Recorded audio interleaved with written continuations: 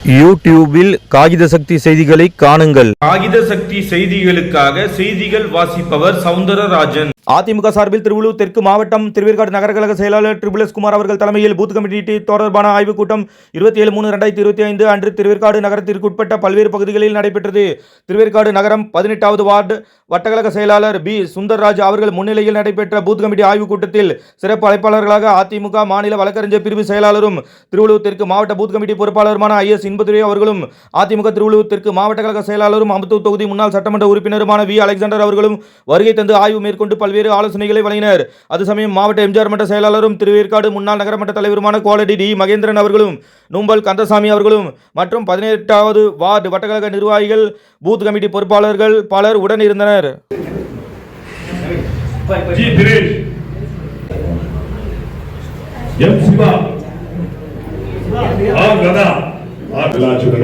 கழக பொதுச் செயலாளர், எதிர்கட்சி தலைவர், தமிழகத்தினுடைய 2026 நடக்க இருக்கின்ற தேர்தலிலே முடிசூடா மன்னனாக தலைமை செயலகத்திலே யார் தடுத்தாலும் யார் எதிர்த்தாலும் தமிழகத்தினுடைய முதலமைச்சராக வர இருக்கின்ற கழக பொதுச் செயலாளர் அண்ணன் எடப்பாடி கே பழனிசாமி அவர்களுடைய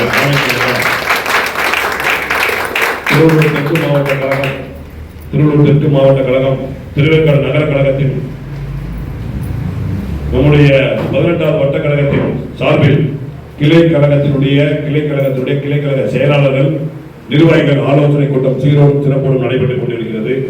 கழக பொதுச் செயலாளர் எடப்பாடி அவர்கள் உங்களை எல்லாம் நேரில் சந்திக்க வேண்டும் என்ற ஆசை இருந்தாலும் நேரில் வந்து சந்திக்க முடியாத காரணத்தால் அவர் நம்முடைய மாவட்டத்திற்கு பொறுப்பாளராக நமக்கு எல்லாம் முன்னாள் சட்டமன்ற உறுப்பினரும் கழக வழக்கறிவு பிரிவு செயலாளரான மதிப்புக்கும் மரியாதைக்கும் உரிய அண்ணன் ஐஎஸ் இன்பதுரை அண்ணன் அவர்கள் வந்திருக்காங்க. உங்களை எல்லாம் நேரில் சந்திக்க வேண்டும், நேரில் பார்க்க வேண்டும். எதுக்கு கூட்டம் அதுக்காக கூட்டம் தான். அதே போல இந்த கூட்டத்திற்கு வருகிறது சிறப்பித்துக் கொண்டிருக்கக்கூடிய எம்ஜிஆர் மன்றத்தினுடைய செயலாளர், மாவட்ட செயலாளர் அண்ணன் டி மகேந்திரன் அவர்களே, இந்த திருவேற்காடு நகர கழகத்தினுடைய செயலாளர் அருமை அண்ணன் ட்ரிபிள் குமார் சார்பு வச்சிருக்க அடுத்த வருஷம் யூஸ் வச்சிருக்கேன். நகர கழக செயலாளர் ட்ரிபிள் குமார் அண்ணன் அவர்களே, அதுபோல் இங்கே வருகிறது இருக்கக்கூடிய எம்ஜிஆர் மன்ற இந்த வட்டத்தினுடைய பொறுப்பாளர், எம்ஜிஆர் மன்ற இணை செயலாளர் அண்ணன் கந்தசாமி அவர்களே, அதுபோல் இந்த நகர கழகத்தினுடைய துணை செயலாளர் டி எஸ் சிவா அவர்களே, அதுபோல் வந்திருக்கின்ற சந்திரசேகரன் அவர்களே, நரேஷ்குமார் அவர்களே, ரீனா அவர்களே, வனிதா சாகரேஷ் அவர்களே, அதுபோல் இந்த வட்டக்கழகத்துடைய ஆற்றல் மிக்க செயலாளர் அருமை சகோதரர் சுந்தரராஜ் அவர்களே, இன்னைக்கு பிரதோஷம் விட்டு நில்லுகிறார். பாவம் எல்லா டீட்டெயில் நமக்கு தெரியும். கரெக்டா சிவனுடைய நாமத்தில் அங்க இருப்பார். நான் இப்படி வரப்பட நினைச்சா கரெக்டா வந்துக்கிறார். சிவனை வந்துக்கிறார். பரவாயில்ல. அருமை சகோதரர் வனராஜன் அவர்களே, அட்வொகேட் சார் அவர்களே, பேர் யாராவது நம்ம வட்ட நிர்வாகி பேர் சொல்லுங்க. யாராவது பேர்? சீனிவாசன் அவர்களே, சொல்லு. விமல்ராஜ் அவர்களே, யாரும் மதன்ராஜ் அவர்களே, யாரும் பேசுங்க. அசோக் அவர்களே, எல்லா பேரும் சொல்லுங்க. டி ரவி அவர்களே, தப்பு கிடையாது. நான் சொல்ல தப்பா பத்மினி அவர்களே, காந்திமதி அவர்களே, பூத்துக்கு நிர்வாகிகள் அப்புறம் வேற அண்ணா ஞானப்பிரகாசம் அவர்கள் புதுசா வந்து ஞானப்பிரகாசம் அவர்களே, சொல்லிட்டேன். ரவி அவர்களே சொல்லு, அது தெரியும், நான் சொல்லிட்டேன். ரவி அவர்களே, வேற யாராவது விட்டுப்பீங்களா? வேற பேரை விட்டு போனா சுந்தரராஜன் பொறுப்பு. அனைவரும் அதே போல கிளை கழகத்துடைய நிர்வாகிகளே அனைவருக்கும் இரவு நேரத்து வணக்கத்தை தெரிவித்துக் கொண்டு இது முதல் முக்கியமான கூட்டம் எதுக்குன்னா, ஏன் 9 பேர் போடுறோம்னா, அனைவரும் களத்திலே சென்று கிரவுண்ட் லெவல்ல கீழே அடிமட்டத்தில் போய் வீடு வீடாக சந்தித்து மக்களை எல்லாம் சந்தித்து வாக்கு சேகரிக்க வேண்டும் என்பதற்காகத்தான் 9 பேர் போடுறோம். ஒரு பாகத்தில் 1000 ஓட்டுனா இங்கெல்லாம் நம்ம ஏரியா இதில் பார்த்தா எப்படி பார்த்தா 800 ஓட்டு 850 ஓட்டு இங்கே விழுகும். நகர் பகுதியில் பார்த்தா 600 ஓட்டு 650 ஓட்டு தான் விழுகும். ஆனால் இங்கெல்லாம் அதிகப்படியான ஓட்டு விழுகும், அதிகமான ஓட்டு விழுகும் எப்பயுமே. அதுவே இங்கே 9 பேர் போட்டுருக்கேன்னா 800 ஓட்டு 850 ஓட்டு வரும்போது வீடு பார்த்து பிடிச்சா 400 ஓட்டு 450 வீடு வரும். 450 வீடு வரும். அந்த 450 வீடுல 9 பேருக்கு ஆளுக்கு 50 வீடு, ஆளுக்கு 50 வீடாக பிரித்து நீங்கள் நாளைக்கு தேர்தல் வருகின்ற பொழுது வேலை செய்யும் பொழுது இப்ப இந்த தலைமையிலிருந்து அண்ணன் பொதுச் செயலாளர்கள் நோட்டீஸ் கொடுத்து அனுப்புவார். வீடு வீடா கொடுங்கன்னு சொல்லுவாரு. என்கிட்ட மாவட்ட செயலாளர் வரும், அதை நான் நகர செயலாளர் அண்ணன் கொடுப்பேன். இவரு வட்ட செயலாளர் கொடுப்பார். அவர் பொறுப்பாளர் அவரும் சேர்ந்து நீங்க உங்க 9 பேருக்கு கொடுக்கும்போது மொத்தம் 3000 ஓட்டு 3 பூத்து 3000 ஓட்டுன்ற போது அவர் தனியா போய் வட்டத்தில் கொடுத்தா 3 நாள் ஆகும், ஒரு பூத்துக்கு 1 நாள் ஆகும். நீங்க 9 பேருக்கு கொடுத்தா 1 மணி நேரத்துல எல்லா வீட்லயும் போய் சேர்ந்து நோட்டீஸ் போய் சேர்ந்துடும். உங்களுக்கு புரியுதுன்னு நினைக்கிறேன். எதுக்காக வீடு வீடா இப்ப பெண்கள்லாம் ஏன் போறோம்னா 45 வயதுக்கு உள்ளாக போட வேண்டும். ஏன்னா 45 வயசுல போட்டா 45, 55, ஒரு 60 வயசு வரைக்கும் ஒர்க் பண்ணுவாங்க. 60 வயசு இருக்கிற போட்டோம்னா அவர் எத்தனை வருஷம் கட்சிக்கு வேலை செய்வாரு? புதிய ரத்தத்தை மாற்ற வேண்டும். இளைஞர்களை அடுத்த தலைமுறை அனைத்து இந்திய அண்ணா திமுகவுக்கு ஒரு புதிய அத்தியாயத்தை, புதிய ஒரு நிர்வாகிகளை உருவாக்க வேண்டும் என்று கழக பொதுச் செயலாளர் அண்ணன் அவர்கள் அம்மா அவர்கள் சொன்னாங்க. அம்மா அவர்கள் சொன்னாங்க, நான் இருந்தாலும் சரி, நான் எனக்கு பின்னாலும் இந்த கழகம் ஆட்சி செய்யும் சொன்னா அதைத்தான் நம்முடைய பொதுச் செயலாளர் அண்ணன் அவர்கள் 45 வயதுக்குள்ள நீங்க எல்லா நிர்வாகிகளும் உள்ள கொண்டு வாங்க, யங்ஸ்டர்ஸ் உள்ள கொண்டு வாங்க, இளைஞர்களை உள்ள கொண்டு வாங்க, இளம்பெண்களை உள்ள கொண்டு வாங்க அப்படின்னு ஏன் சொன்னார்னா இதுதான் சொன்னாங்க. அதுதான் அம்மா அன்னைக்கே சொல்லிட்டு போனாங்க, இந்த 100 ஆண்டுகளாக அனைத்து இந்திய அண்ணா திமுக தமிழகத்தை ஆளும். ஆகவே நீங்க அனைவரும் சிறப்பான முறையில இன்னைக்கு ஒரு நாள் தான் கூப்பிடுவோம், அதுக்கப்புறம் உங்களுக்கு வேலையே கிடையாது. தேர்தல் நேரத்தில் தான் வேலை. தேர்தல் நேரத்தில் ஒரு மாசம் போய் உங்கள்கிட்ட ஏதாவது ஒர்க் பண்ண அட்டை சொல்லுவாரு. வீடு வீடா போயிட்டு ஒவ்வொரு வீட்லயும் இன்னைக்கு நடக்கக்கூடிய இன்றைய முதலமைச்சர், இன்னைக்கு இருக்க முதலமைச்சர் என்ன செஞ்சிருக்காரு? வாக்களித்த மக்களுக்கு எல்லாம் வாயில் ஆட்சி கொடுத்தார். நம்ம புரட்சி தலைவர் அம்மா அவர்கள் தமிழகத்தின் முதலமைச்சர் வந்தோடனே 20 அரிசி இலவசம் என்று தமிழகத்து மக்கள் கிட்டத்தட்ட 10 வருஷமா எல்லாத்துக்கும் கொடுத்துட்டு இருக்காங்க. ஆனா இன்னைக்கு இருக்க முதலமைச்சர் ஸ்டாலின் அவர்கள் வாக்களித்த மக்களுக்கு எல்லாம் வாயில் ஆட்சி கொடுத்தாரு. யாரும் நீங்க பிடிக்க முடியல, எங்க பார்த்தாலும் கொல்ல, யாரும் பெண்களுக்கு பாதுகாப்பு இல்ல, எங்க போனாலும் பாதுகாப்பு இல்ல, பாலியல் வன்கொடுமை, படிக்கின்ற மாணவி அங்க அண்ணா பல்கலைக்கழகத்துல எவ்வளவு கஷ்டப்பட்டு பிள்ளையை படிக்க வச்சு அங்க அடிச்சா இந்த திமுக காரங்க என்ன மாதிரி வேலை பார்க்கறாங்க, எப்படி செய்யறது? அதைத்தான் அது வந்தவர் கேட்டா சார் வரைகளா சார் போன் பண்றான். அதைத்தான் நம்ம புதுசாக கேட்டா சட்டமன்றத்துல யார் அந்த சார் கேட்டா இது வரைக்கும் பதில் சொல்லல. எங்க பார்த்தாலும் குழந்தை முதல் வயது முதிர்ந்தவர் வரை எங்க பார்த்தாலும் பெண்களுக்கு பாதுகாப்பு. இனி வரும் காலங்கள் இதே திமுக ஆட்சி இப்படியே விட்டோம்னா என்ன நடக்கும்? கொலை இதை நடக்கும். குடிக்கிறதுக்கு தண்ணி கிடைக்க மாட்டேன். 10 மணிக்கு மேல போனா இங்க பெண்களுக்கு போனா கடையெல்லாம் விட்டாங்க. ஏன்னா வாட்டர் பாட்டில் எல்லாம் கிடைக்குமா?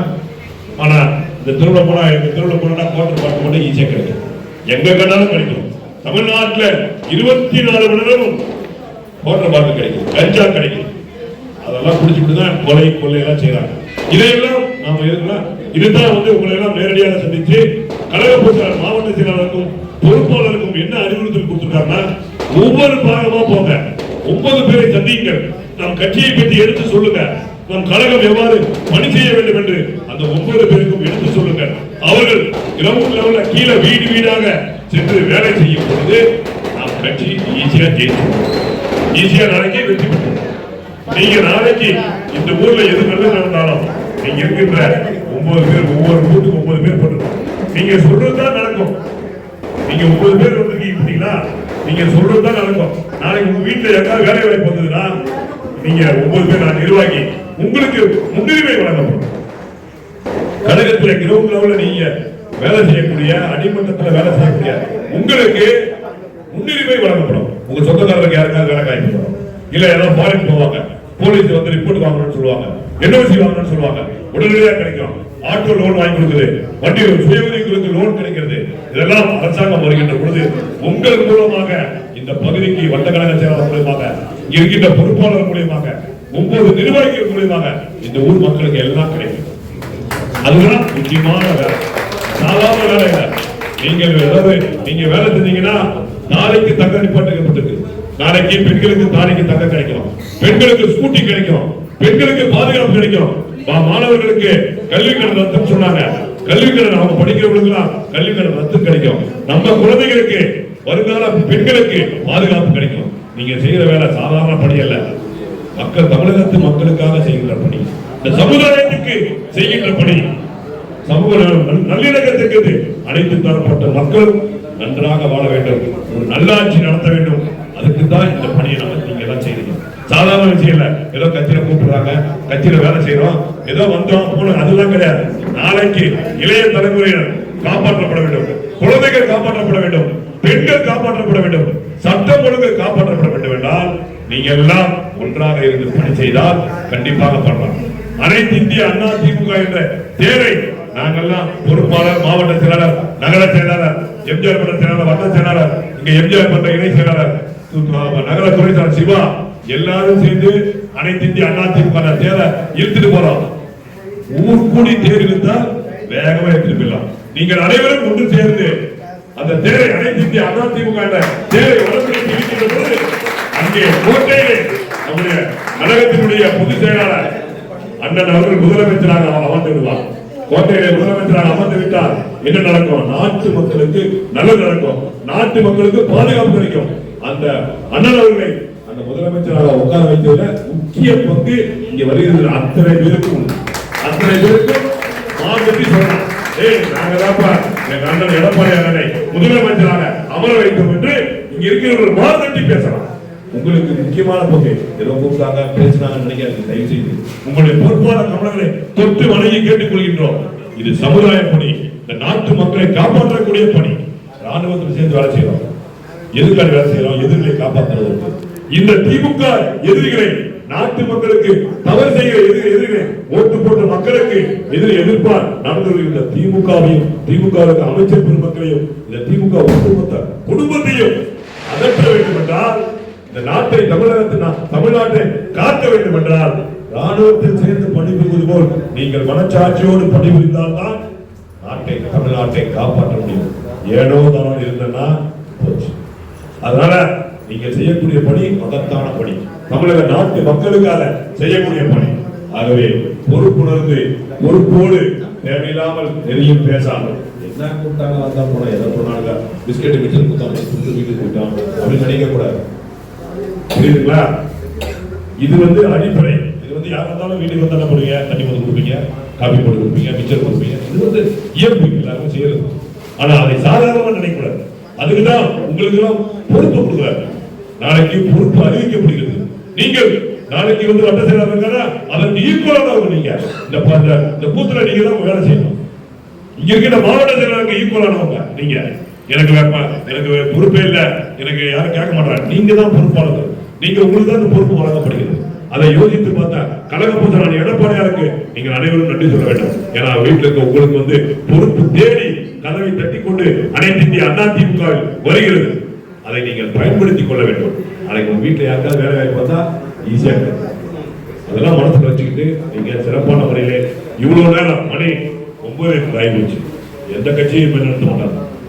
எந்த கட்சியும் தமிழகத்துல இந்த மாதிரி நாங்க பொறுப்பாளர் இவ்வளவு பேர் மகளிர் உட்காரக்கூடிய. அதுதான் அம்மா சொன்னாங்க. என்ன சொன்னாங்க? நான் இருந்தாலும் எனக்கு பின்னால் 100 ஆண்டுகள் இந்த அனைத்து இந்திய அண்ணா திமுக தமிழகத்தை ஆளும் என்று சொன்னாங்க. பார்த்தீங்களா? யார் வந்து சொன்னாங்கன்னா உங்களை போன்ற உண்மை தொண்டர்களை வைத்துதான் சொன்னாங்க. உங்களை போன்ற தொண்டர்கள் உட்கார்ந்துருக்கிறார். 30-40 பேர் உட்கார்ந்து பேசிட்டு இருக்க பாருங்க. உங்களை நம்பி உங்களை போன்றவர்களை கட்சிக்கு புரட்சி தலைவருக்கு விசுவாசமானவர்கள், புரட்சி தலைவி அம்மாவுக்கு விசுவாசமானவர்கள், புரட்சி அண்ணன் கழக பொதுச் செயலாளர் புரட்சி தமிழர் அண்ணன் எடப்பாடியாருக்கு விசுவாசமானவர்கள். எதை பற்றி கவலைப்பட மாட்டோம், எதற்கும் அஞ்ச மாட்டோம். அடுத்த முறை அதிமுக ஆட்சி கண்டிப்பாக அமைவது உறுதி. மக்கள் எல்லாம் ரெடியா இருக்காங்க. மக்கள் ரெடியா இருக்காங்க. நாம் அவர்களை சந்தித்து வாக்கு கேட்க வேண்டியது உங்களுடைய கடமை. 50 வீடு தான். எத்தனை வீடு? 50 வீடு. காலையில 1 மணி நேரம், சாயந்தரம் 1 மணி நேரம். நிறைய வேலையெல்லாம் கொடுக்கல, உங்களுக்கு நிறைய வேலை கொடுக்கல. 50 வீடு தான். சிறப்பாக அனைவரும் ஒற்றுமையாக இருந்து செயல்பட வேண்டும் என்று கூறிக்கொண்டு சிறப்பான முறையில் இந்த கூட்டத்தை ஏற்பாடு செய்த நம்முடைய வட்டக்கழக செயலாளர் அலுவலர் சிவபெருமானுக்கு சொந்தக்காரர் கோயில் அதை முத்தி வந்திருக்காரு சுந்தரராஜன் அவர்களுக்கும், நம்முடைய நகர செயலாளர் அண்ணன் துளசி குமார் அவர்களுக்கும், அதேபோல நம்முடைய சிவா அவர்களுக்கும், மகேந்திரன் அண்ணன் அவர்களுக்கும், அண்ணன் அவர்களுக்கும், கந்தசாமி அவர்களுக்கும், மாவட்ட கழகத்தின் சார்பிலும், நகர கழகத்தின் சார்பிலும், வட்டக்கழகத்தின் சார்பிலும், அதுபோல இங்கே வருகின்ற உங்கள் அனைவருக்கும் வட்டக்கழகத்தின் சார்பிலும், மாவட்ட கழகத்தின் சார்பிலும், அண்ணன் பொறுப்பாளர் சார்பிலும், நகர கழகத்தின் சார்பிலும் மனமார்ந்த நன்றியை தெரிவித்துக் கொண்டு விடைபெறுகிறோம். நன்றி, வணக்கம். நிலவரப்பணியில் நம்பிக்கையான நிறுவனம் GRS என்டர்பிரைசஸ் பெரிய பாய்மார்க்கு வடமதுரை எண்ண குப்பம் ரோடு. அனைத்து இசைகளும் கற்க சிறந்த இடம் வேப்பம்பட்டு AJ மியூசிக் அகாடமி அப்ரோ பார்மசி மேல்தளத்தில்.